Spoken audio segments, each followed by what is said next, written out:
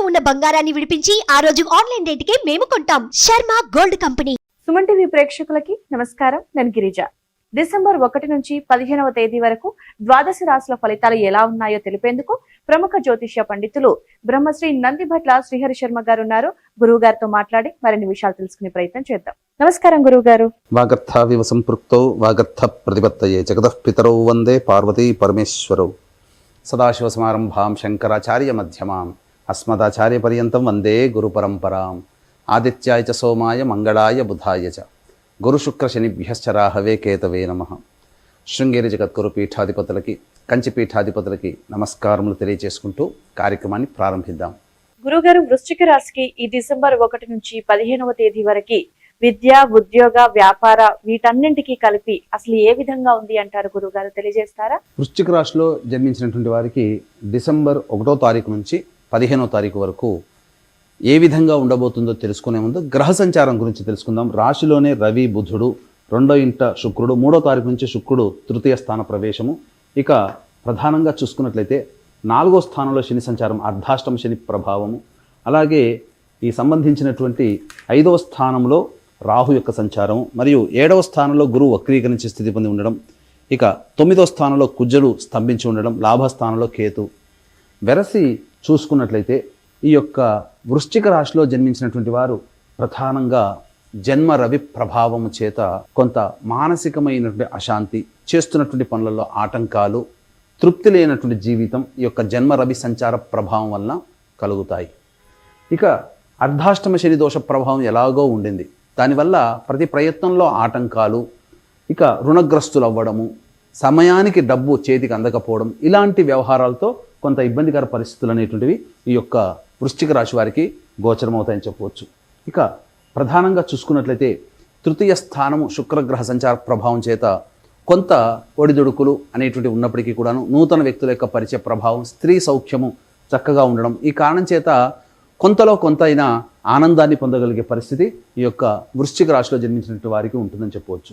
అయితే ఇతరులు, ముఖ్యంగా స్త్రీల వలననే కొన్ని సమస్యలు కూడా వస్తాయి. ఇతరుల మాటలు వినడం ద్వారా, తద్వారా తెలియకుండానే కొన్ని సమస్యల్లో వృశ్చిక రాశి వారు ఎదుర్కోక తప్పదు. ఇక సంబంధించి గురుగ్రహ ప్రభావం చూసుకున్నట్లయితే ఈ యొక్క వృశ్చిక రాశిలో జన్మించినటువంటి వారికి గురువు రాశి ప్రకారం చూసిన 7వ స్థానం మంచిదే, కానీ వక్రీకరించినటువంటి గ్రహ ప్రభావం చేత కొన్నిసార్లు ఈ గురువు యొక్క కారకత్వాలు అయినటువంటి విద్యాపరంగా విద్యార్థులకి కావచ్చు, అలాగే ధనపరంగా కావచ్చు, కీర్తి ప్రతిష్టలకి కావచ్చు, సంతానం, వివాహమై సంతానం కోసం ఎదురు చూసేటువంటి వ్యక్తులకి కావచ్చు, అలాగే పనులలో అనుకూలంగా సాగాల్సిన పనులు కొన్ని ఆటంకాలు కలగడం కానీ, ఇవన్నీ కూడా ఈ యొక్క వృశ్చిక రాశి వారికి ఇబ్బందికరంగా మారుతాయని చెప్పవచ్చు.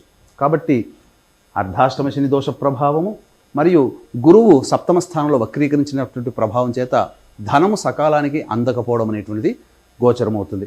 ఇక లాభస్థానంలో ఉన్నటువంటి కేతు సంపూర్ణంగా యోగించేటువంటి పరిస్థితి, కావున మంచిదే అని చెప్పవచ్చు. అయితే ఇక 9వ స్థానంలో కుజగ్రహ సంచార ప్రభావం స్తంభించి ఉండడం, ఈ కారణం చేత ప్రధానంగా పట్టుదలకి పోయి పంతానికి పోయి కొన్ని సమస్యలు కొని తెచ్చుకుంటారు.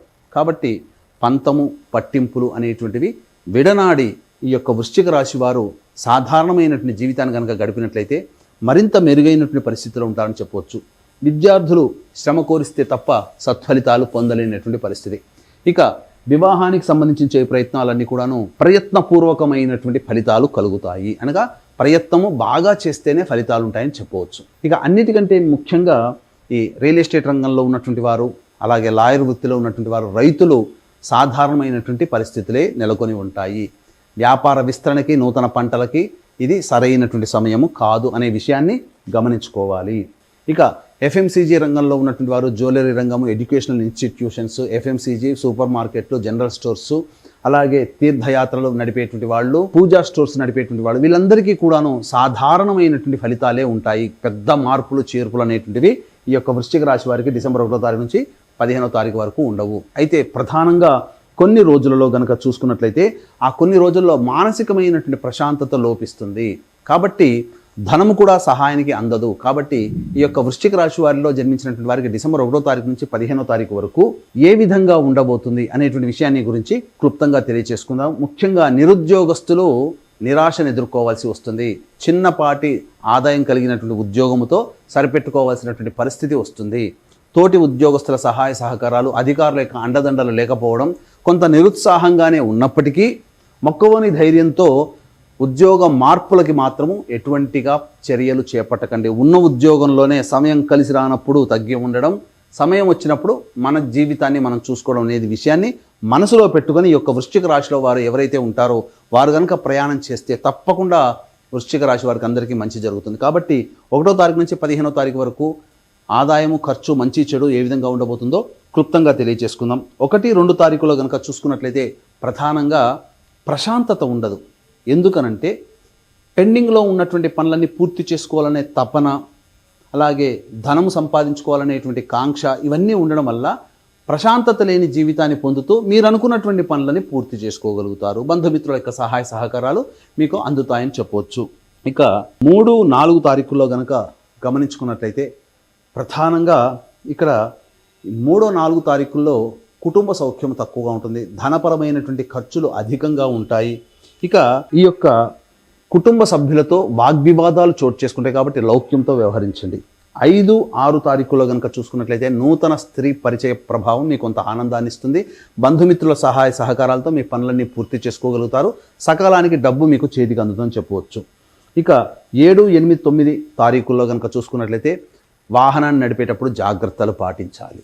గృహ మరమ్మతులకి అలాగే వాహన మరమ్మతులకి ఖర్చులు అధికంగా అవుతాయి. తల్లిగారి ఆరోగ్యం పట్ల శ్రద్ధ వహించాల్సినటువంటి పరిస్థితి.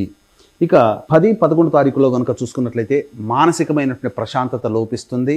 అలాగే ఏ పని చేయాలన్నా కానీ బద్ధకంతో కూడుకొని ఉండడం, ఏ పని ముందుకు సాగకపోవడం అనేటువంటిది మీకు కొంత నిరాశ, విచారం కలగజేస్తుందని చెప్పవచ్చు. ఇక 12, 13 తారీఖులో కనుక చూసుకున్నట్లయితే పెద్దల యొక్క సహాయ సహకారాలతో మీ పనులన్నీ పూర్తి చేసుకుంటారు.